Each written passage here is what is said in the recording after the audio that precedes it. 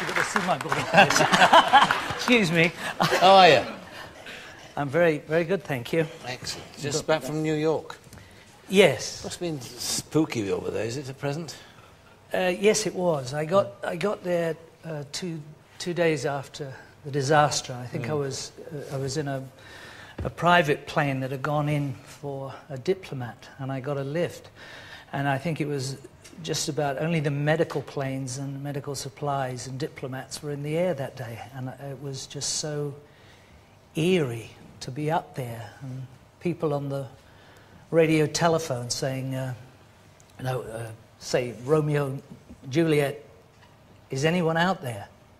I heard someone say that from another aircraft, and there was just nobody. It must spread over the entire city, in a sense. I mean, it must affect your behaviour as well, being there. I mean, it was.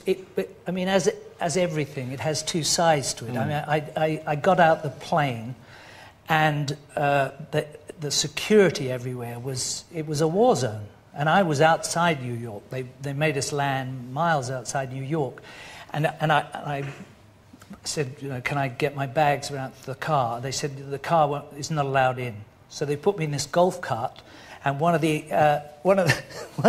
technicians there, blew the tyres up on the plane or something. He came and drove me on this golf cart round towards where the car park was, which we were 20 minutes later. We were still looking for the car park, and I arrived there, and there were about 25 state troopers, all pointing submachine guns at what I realised was my driver, and he had his hands above his head.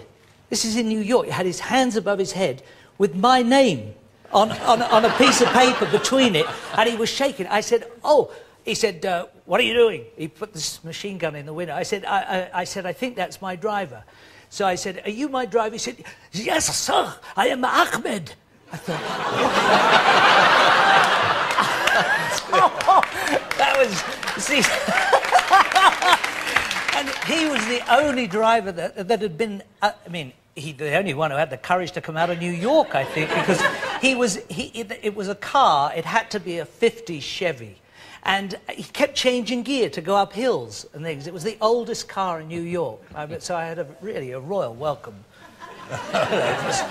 But when you got in there was no one to be seen. No, you had to zigzag through the streets because there were concrete blocks at every corner. There were armed guards everywhere, and about 4 people in the hotel.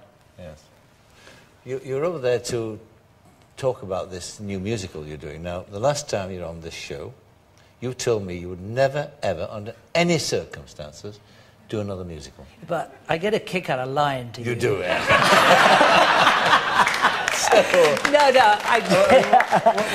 What changed your mind? I don't know. This music intrigued me. It's written by Jim Steinman, who did all the Meatloaf stuff, and I mean, he must have looked at me and he looked at me and thought, corned beef. So I just think that's a joke. Yeah. Because usually you laugh at a lot of things people say. But anyway, so I was laughing inwardly. Yes, yeah. So it's just a challenge. The music is a challenge, and it's called Dance of the Vampires, and it is a sort of dark character.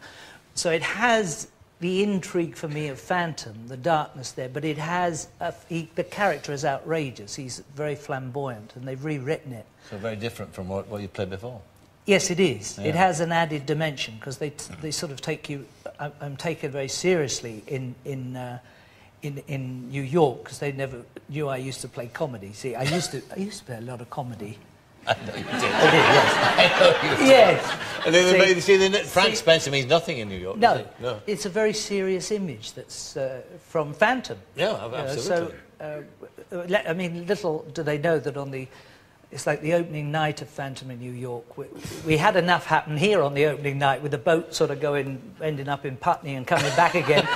but in New York, there's the scene, the end of the show where Sarah Brightman came towards me, and I'm standing, and the mask has been brought off me, and he's sort of revealed and she comes towards me, and she grabs me and kisses me.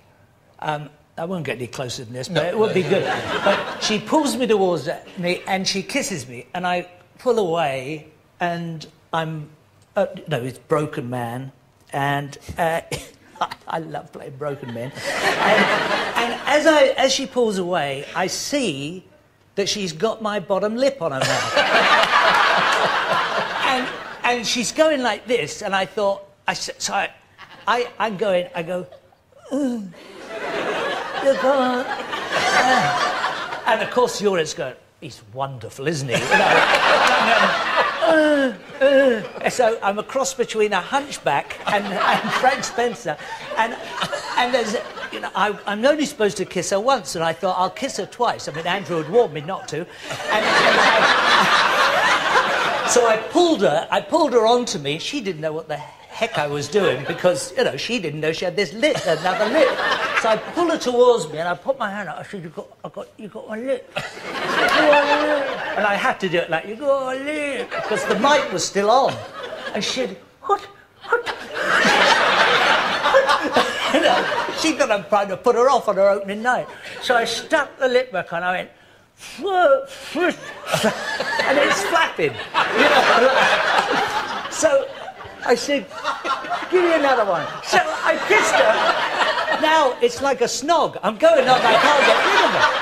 And I put the thing, I've got it in my mouth, and the lip. So I stick it in the side of my, in the side of my mouth, and I carried on to the end of the show. I only had one. I just had the top lip. It looked very big. Thank you very much, ladies and gentlemen. It's always wonderful, isn't it? Yes. Truly magnificent. Yeah. Yeah. What was that the worst musical disaster you ever had on stage? Pretty much. Oh, well, I did, when I went to Las Vegas, I had, that was quite fun. One night, what were you doing there?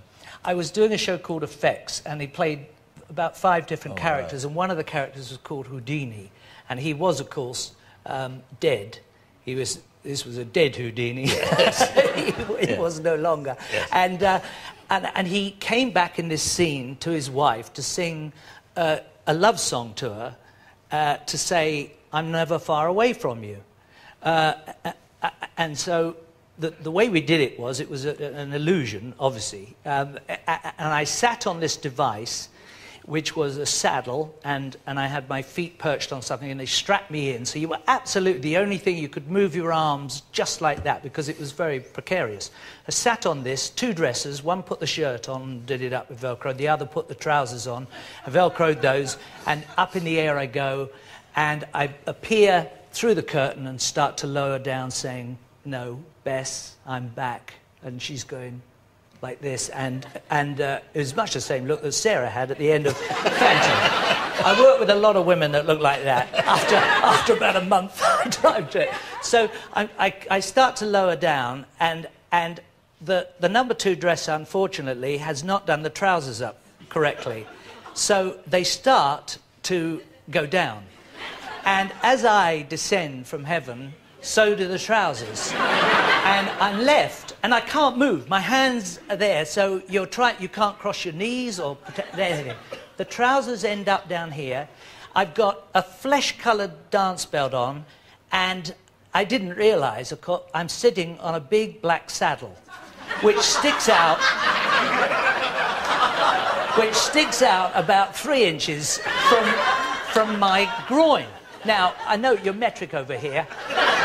In metric is big. Okay? So I'm sitting on this thing with this great big black thing between my legs, and I'm set. Now, I swear, and the audience is full of Asian, they're all Chinese. It's a big convention from China in. And, they do a lot of that. Oh!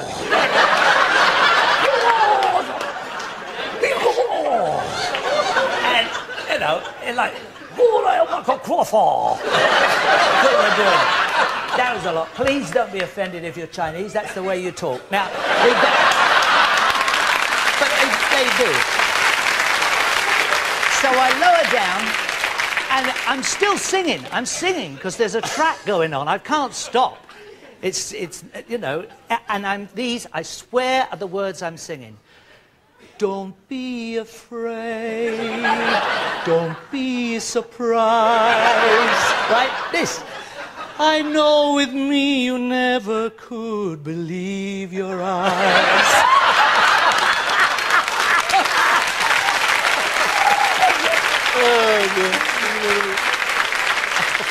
And the wife never knew what I was what was going on, what they were laughing at. But I got to tell you, I'm very big in Beijing now. Oh, that's wonderful. But you said they have a different perception of you in America. Well, no, they did have them before Las Vegas, of course, I would imagine, yeah. It's interesting about you, of course, because you've got this Frank Spencer image over here and all that sort of slightly sort of gormless and daffy and all that sort of thing. And yet, basically, I mean, what you are, you've been on the board since you were 13, I mean, and you're very much a perfectionist, aren't you? I mean, you work very, very hard at what you do. Yes. Well, no, it's just that it runs kind of counter to the sort of general image people have. People think you just sort of come on and do it, you know, but in fact you're ultra-perfectionist, aren't you? You nag and natter and... You have this put forward to you all your life that you're a perfectionist, and it's sort of spat out. You really want to do well. Anyone who wants to run for his country has got to do well. Anyone that wants to be funny as her old man has got to work very hard at it. And to have the success that Scylla's had, it's no easy ride. You have to work long hours and do things. And I think I had a bit of a toughish childhood, and there was a considerable amount of bullying attached to it. And to stop the bullying, used to make people laugh. So that was the only way I could defend myself. And it worked overall. By the time I was 12, 13, it sort of stopped. I mean, teachers didn't like me very much, but at least I didn't get... So I think the determination comes from really wanting to prove to people that I could do something, because you're made to feel kind of worthless if somebody... Of course, you had also, too, I mean, you had your mum and your nan were fine, but you had a stepfather who was brutal, too, didn't you? Yes. You used to whack your mum and... Yes. And you, too. Yes. And you're that awful, tragic figure, the kid in the middle of it, trying to stop it. Yes. I think and if you've got half a brain in your head, when you grow up, you remember those things, and they do never leave you. I still feel uncomfortable on a Sunday afternoon when I think I've got to go to school tomorrow. I always had that feeling when I was going back to school. Yeah. I think if someone beats you or you know, does anything really unpleasant over a period of time, it's very hard to leave you. As grief, it diminishes, but you will never ever. No, because he was the most wonderful thing in her life, the wonderful person. Yes. And as with my grandmother, but it's also the brutal side. And you think of the children, some of the things that children go through today, they're far worse than I ever went through. Far, far worse. Yes. And it's wonderful to be able to be this.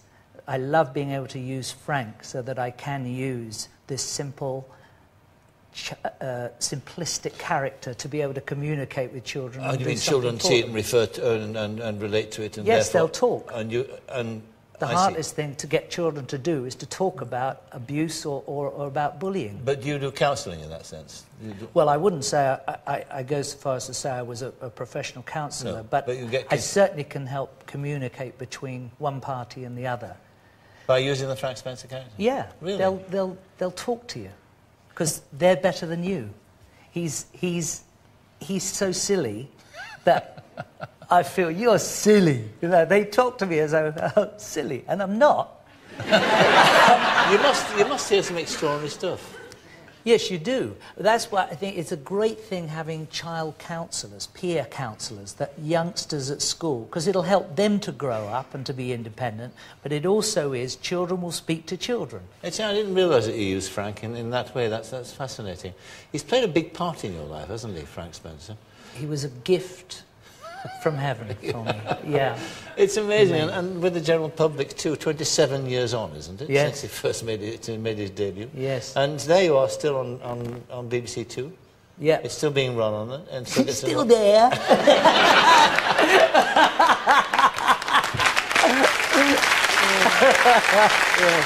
There's something very, very beguiling about it, and I think you've just talked about it. It's that wonderful innocence, that childlike innocence that we all look back on and we all lose, sadly. Yeah, yes. I mean, it's wrong to, when we have so much power as we become an adult. It'd be great to use it in the right way. No?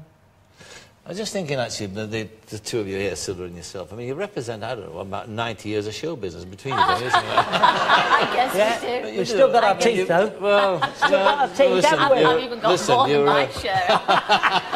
But we go back a long way. I bet you do, too. Dear Gabriel, she's in the audience tonight. Yes, that's my ex-wife. That's why I didn't tell any stories about it tonight. You still do, but you did then work all hours that God sent you. And we have had, me and Gabrielle, some fabulous parties in your house. And the thing is, you paid for them all, you weren't there.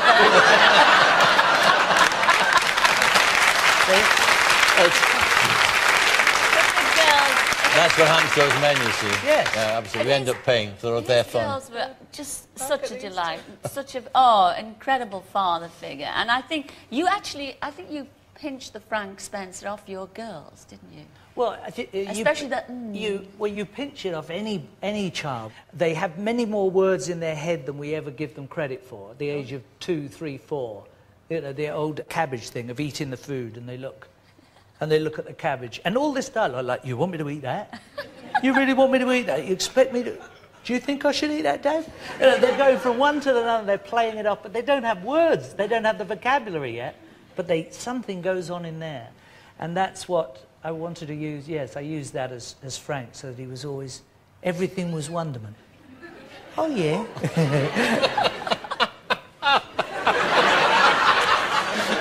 But actually, if you look back... You show no fear, though, do you? I mean, all those... I mean, you never had any stunts, all the stunts. You showed absolutely no fear. How did you do that bus thing on the roller skates?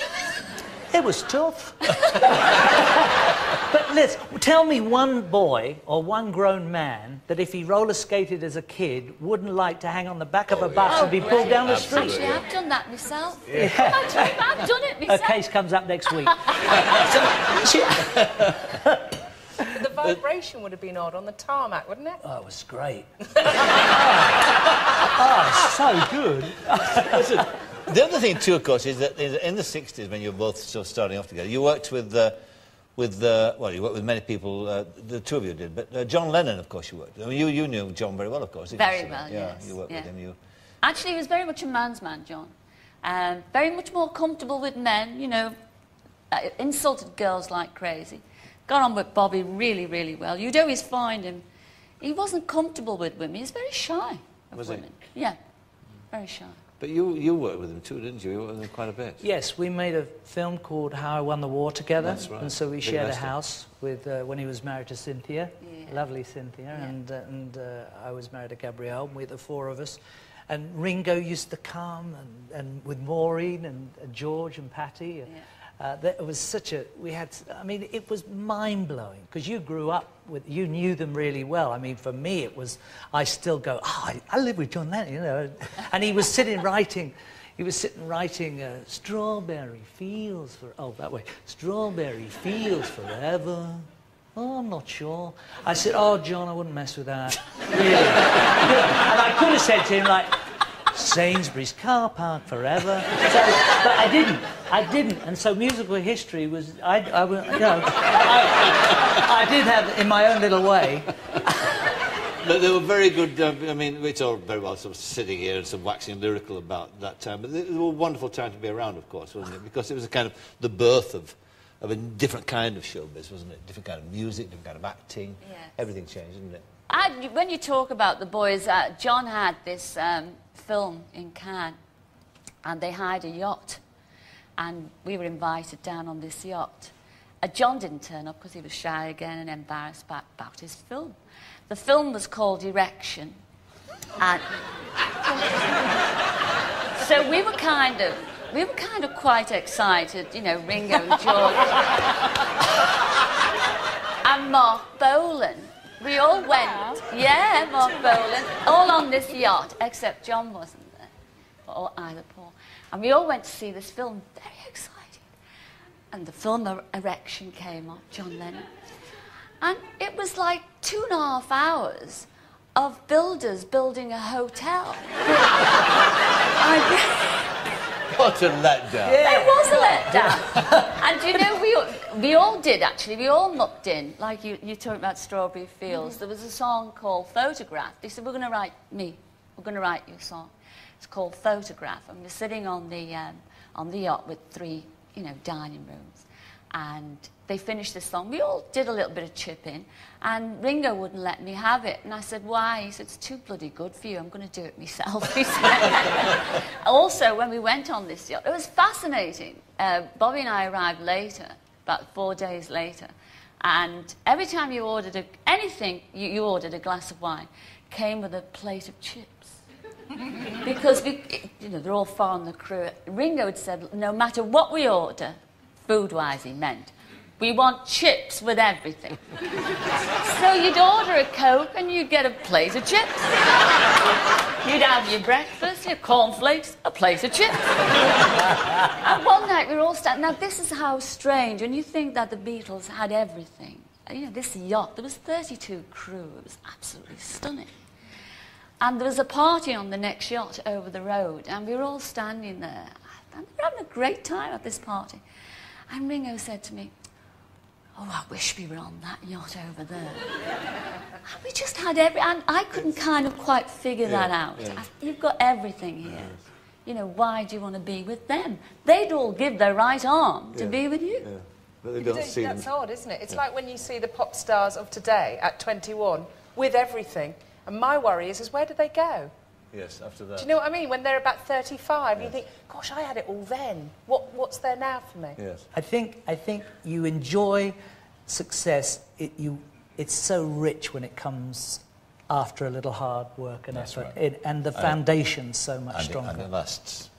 That's well, the thing. touch wood, yes. Well, there you are. OK, now, so New York shortly, back on stage again. Another 10-year stint. Yes. Well, no. No, I'll do it next. I think we start, because of the tragedy, I think we're starting later in the year, about the autumn of next year. Good. Yes. All right. Well, thank you for being my guest. Hope to see you again shortly. Thank you. Michael Crawford, thank you very much. Thank you very much. Thank you.